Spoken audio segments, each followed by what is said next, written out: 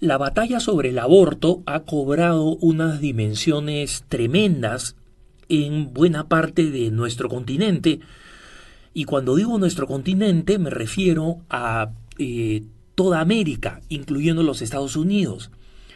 España también se ha visto involucrada en esta batalla y por supuesto recientemente organizó una tremenda y exitosa batalla por la vida, ¿no?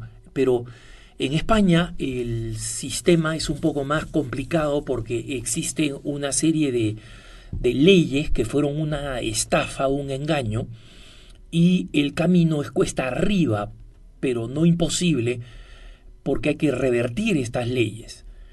Lo que está pasando en América es un poco distinto. En Estados Unidos, como sabemos, los estados son bastante autónomos en términos de la legislación sobre el aborto dentro del marco federal, es decir, el marco nacional, que ha proporcionado la terrible decisión Roe versus Wade por la Corte Suprema de los Estados Unidos, y que distintos casos relacionados al aborto podrían terminar nuevamente en la Corte Suprema y podría revertirse esta decisión Roe contra Wade, dejando que sean los estados los que decidan cómo se aplica el aborto.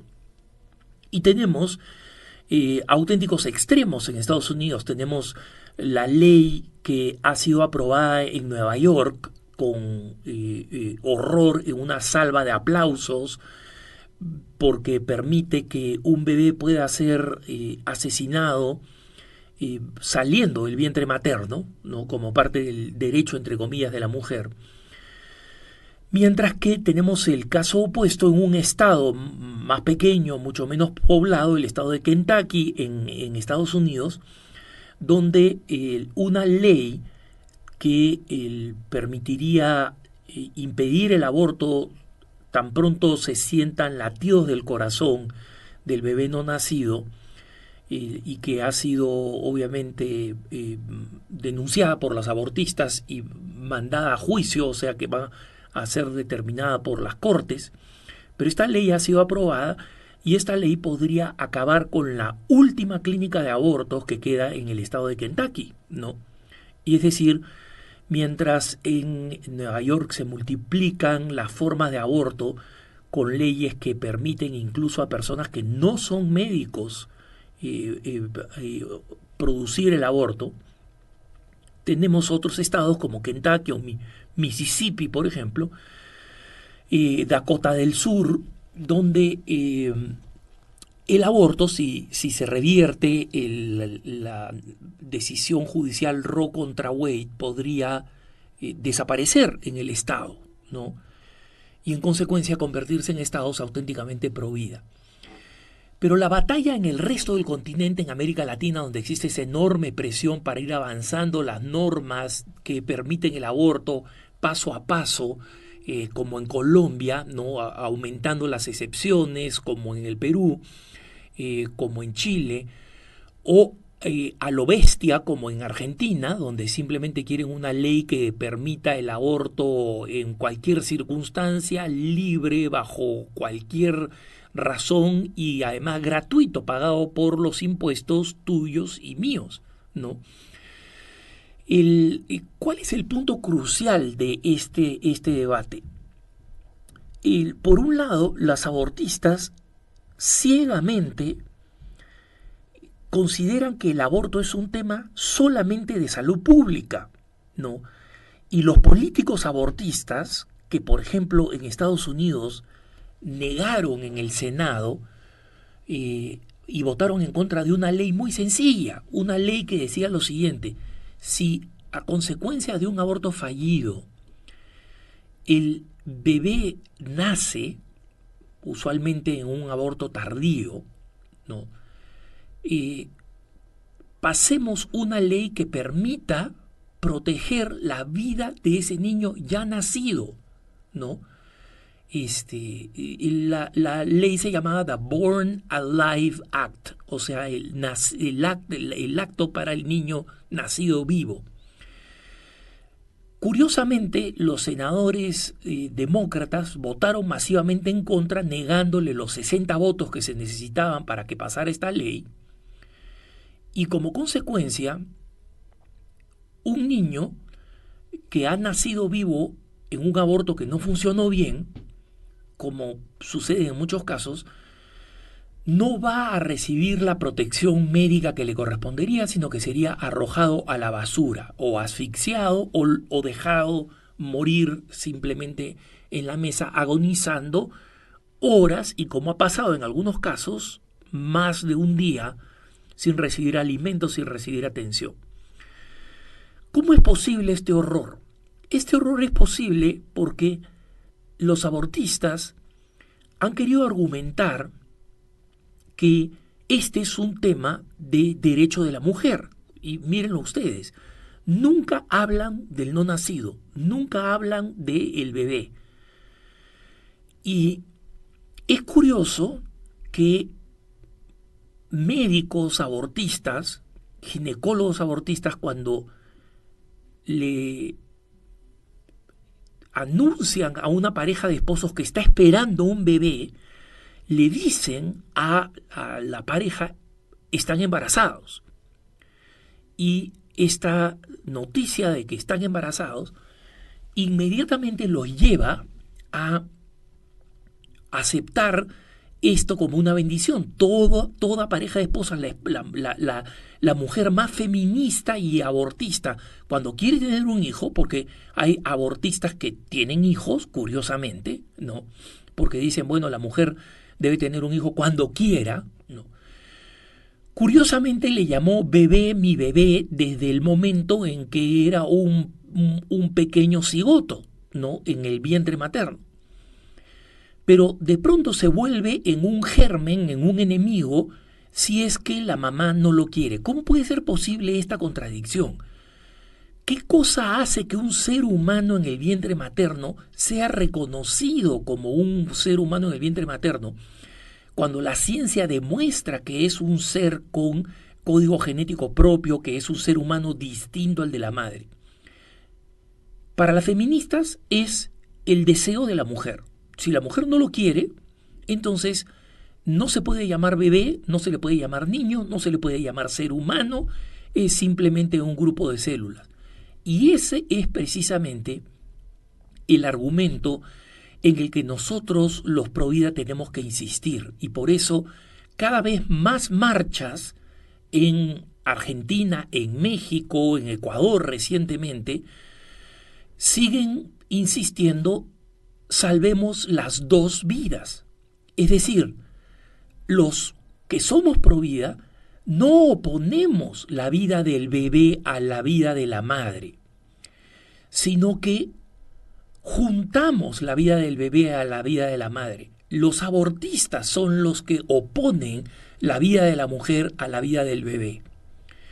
Y en consecuencia nosotros tenemos que insistir con fuerza frente al argumento feminista, y la mujer, y odian a la mujer, y son misóginos, y quieren que la mujer se muera, con ese argumento de que nosotros queremos que se salven las dos vidas, porque cada vez científicamente, y lo demuestran los médicos, y especialmente las unidades de neonatología, es científicamente y médicamente prácticamente imposible encontrar las situaciones en las que hay que elegir entre la vida de la madre y la vida del niño no nacido.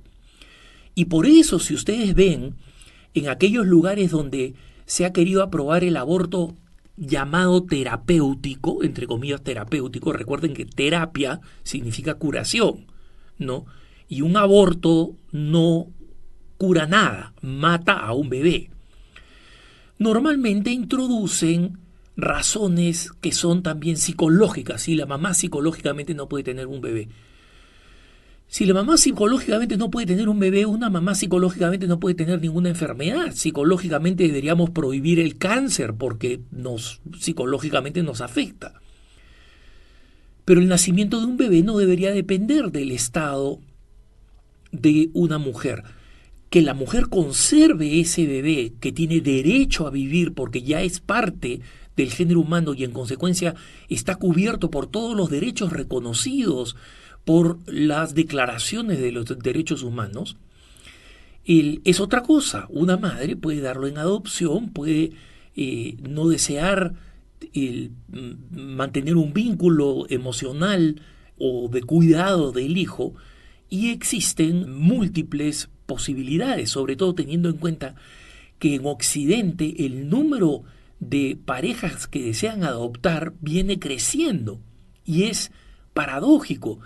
Cada vez es más difícil para las parejas que desean adoptar poder adoptar, es más complicado, más caro, y cada vez más niños son abortados. Miren ustedes esta discrepancia irracional de una civilización que está cometiendo suicidio.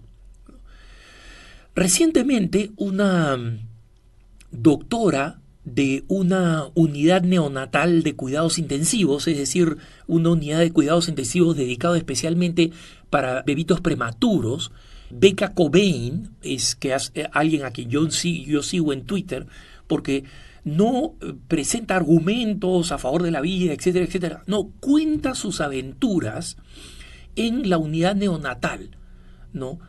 Cuando ella dice, supuestamente hay estudios, entre comillas, que son financiados por las organizaciones abortistas, por cierto, que dicen que los niños no nacidos no pueden sentir dolor hasta las 24 semanas o las 28 o las 35.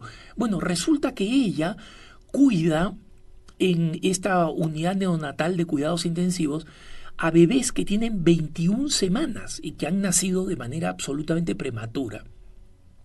Y cuenta, por ejemplo, el dolor que el niñito siente cuando se le escapa el tubo nasal por donde recibe los alimentos, o cuando cuando hay que despegarle en su pielcita tan fina los adhesivos porque hay que cambiárselos para poder mantener los tubos con los cuales respira, y cómo el niñito reacciona con gestos de dolor o le salen lágrimas a estas criaturitas de 21 semanas, ¿no? Cuando los abortistas dicen que 24, 28 o 35 semanas no sienten dolor. Entonces, este es el tema que nosotros tenemos que insistir, hermanos. No debemos dejarnos abrumar por el odio, la ferocidad y la enorme cantidad de dinero y la convicción sobre los medios masivos de comunicación que insisten en que este es el derecho de la mujer. ¿Qué pasa con la mujer? Pobre mujer. Y desconocen el derecho a la vida del no nacido, que es miembro del género humano. Sobre todo cuando la medicina puede cuidar a los dos. Y aunque la prensa sea completamente injusta, como la prensa argentina recientemente ante la increíblemente multitudinaria marcha a favor de la vida que se realizó en Buenos Aires, o la marcha que se realizó en Madrid, por ejemplo, o en varias ciudades argentinas simultáneamente, aunque estas marchas sean minusvaloradas por la prensa, y cuando salen 4 gatos abortistas a marchar, toman las fotos para que parezcan una multitud y las ponen en primera plana, la batalla la ganamos porque nosotros tenemos al pueblo, nosotros tenemos a la gente provida, y tenemos que seguir luchando y defendiendo la causa del no nacido, defendiendo la causa de la mujer y haciendo entender que la defensa del no nacido, número 1, es una causa fundamental a la que no podemos renunciar, y número 2, más importante todavía, es que la defensa del no nacido nunca va contra la defensa de la mujer. Por el contrario, los efectos del aborto son tan desastrosos que permitir que una mamá lleve a término a su bebé es lo mejor que podemos hacer, no solamente por el bebé, sino por la mujer. Que tengas un buen día.